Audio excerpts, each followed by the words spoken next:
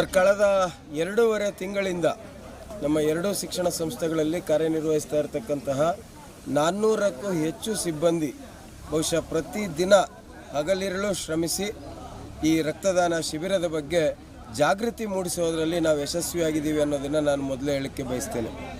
ಇವತ್ತಿಗೆ ಸುಮಾರು 14,000ಕ್ಕೂ ಹೆಚ್ಚು ಜನ ನಾವು ಬಂದು ರಕ್ತದಾನ ಮಾಡ್ತೀವಿ ಅಂತ ಆನ್ಲೈನ್ ಮುಖಾಂತರ ನೋಂದಾವಣಿಯನ್ನು ಮಾಡಿಕೊಂಡಿರೋದನ್ನು ನಾವು ದಾಖಲೆ ಸಮೇತ ಕೊಡ್ತೀನಿ. ನಾನು ಈ ರೀತಿಯಾದಂತಹ ಒಂದು ಜಾಗೃತಿ ಮತ್ತು ಒಂದು ಕ್ರಾಂತಿ ಅಂತ ನಾನು ಹೇಳ್ತೇನೆ. ಚಿಕ್ಕಬಳ್ಳಾಪುರ ಜಿಲ್ಲೆಯಲ್ಲಿ ಇವತ್ತು ರಕ್ತದಾನದ ಬಗ್ಗೆ ಒಂದು ಕ್ರಾಂತಿಯಾಗಿದೆ.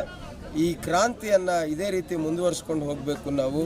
ಮತ್ತು ಪ್ರತಿಯೊಬ್ಬ ರಕ್ತದಾನಿ ಯಾರ್ಯಾರು ನೋಂದಾವಣಿಯನ್ನು ಮಾಡ್ಕೊಂಡಿದ್ದೀರಿ, ಮಾಧ್ಯಮದ ಮುಖಾಂತರ ನಿಮಗೆ ನಾನು ಕೈ ಜೋಡಿಸಿ ಈ ಕಾರ್ಯಕ್ರಮಕ್ಕೆ ಬಂದು ಈ ರಕ್ತದಾನ ಶಿಬಿರವನ್ನು ಯಶಸ್ವಿ ಮಾಡಬೇಕು ಅಂತ ಮನವಿ ಮಾಡ್ತಾ ಇದ್ದೇನೆ.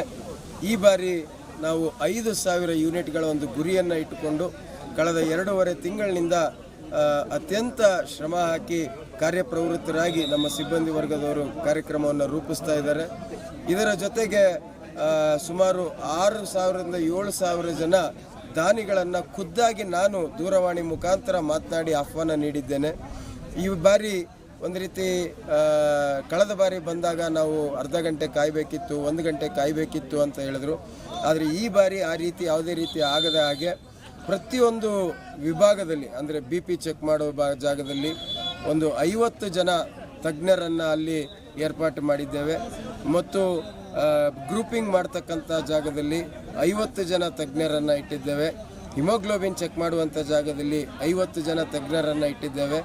ಮತ್ತು ಒಟ್ಟು 250 ಹಾಸಿಗೆಗಳ ಒಂದು ವಿಶಾಲವಾದಂಥ ಜಾಗವನ್ನು ಇವತ್ತು ನಾವು ರಕ್ತದಾನ ಮಾಡಲಿಕ್ಕೆ ಸಿದ್ಧಗೊಳಿಸಿದ್ದೇವೆ.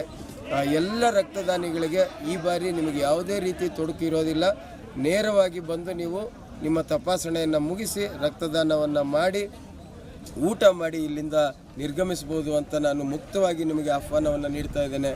ಮತ್ತೊಮ್ಮೆ ಸವಿನಯವಾಗಿ ಪ್ರಾರ್ಥನೆಯನ್ನು ಮಾಡ್ತಾ ಇದ್ದೇನೆ.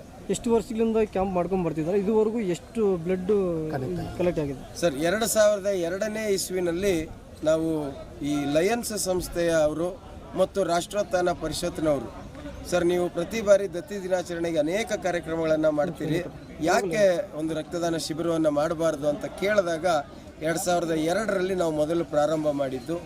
ಆಗ ತುಂಬ ಸಣ್ಣ ಮಟ್ಟದಲ್ಲೇ ಇರ್ತಾ ಇತ್ತು. 2012ರಿಂದ ಇವತ್ತಿನವರೆಗೆ ಸುಮಾರು 8,500ಕ್ಕೂ ಹೆಚ್ಚು ಯೂನಿಟ್ಗಳ ಒಂದು ರಕ್ತದ ಶೇಖರಣೆಯನ್ನು ಮಾಡಿದ್ದೇವೆ. ಪ್ರತಿ ವರ್ಷ ದುಪ್ಪಟ್ಟು ಮಾಡ್ತಾನೆ ಹೋಗಿದ್ದೇವೆ. 2023ರಲ್ಲಿ 1,100 ಯೂನಿಟ್ಗಳಷ್ಟು ಶೇಖರಣೆ ಆಗಿತ್ತು. 2024ರಲ್ಲಿ 2,146 ಯೂನಿಟ್ಗಳ ಶೇಖರಣೆ ಆಗಿತ್ತು. ಈ ಬಾರಿ ಅದನ್ನು ದುಪ್ಪಟ್ಟು ಮಾಡಿ 5,000 ಯೂನಿಟ್ಗಳ ಒಂದು ಗುರಿಯನ್ನು ಇಟ್ಕೊಂಡು ಮುಂದೆ ಹೋಗ್ತಾ ಇದ್ದೇವೆ. ನನಗೆ ತುಂಬ ವಿಶ್ವಾಸ ಇದೆ, ನಮ್ಮ ಚಿಕ್ಕಬಳ್ಳಾಪುರದ ಜನ ಏನು ಒಳ್ಳೆಯ ಕೆಲಸಕ್ಕೆ ಸಂಪೂರ್ಣ ಸಹಕಾರ ಕೊಡ್ತಾರೆ. ಇಂತಹ ಜೀವ ಉಳಿಸುವಂಥ ಕೆಲಸಕ್ಕೆ ಎಲ್ಲ ಯುವಕರು, ಯುವತಿಯರು ಮತ್ತು ಯಾರ್ಯಾರು ಅರ್ಹರಿದ್ದೀರಿ ನಿಮ್ಮೆಲ್ಲರಿಗೂ ಮತ್ತೊಮ್ಮೆ ನಾನು ಈ ಒಂದು ರಕ್ತದಾನ ಶಿಬಿರದಲ್ಲಿ ಪಾಲ್ಗೊಂಡು ಇದನ್ನು ಯಶಸ್ವಿ ಮಾಡಬೇಕು ಅಂತ ಸವಿನಯವಾಗಿ ಪ್ರಾರ್ಥನೆ ಮಾಡ್ತೇನೆ.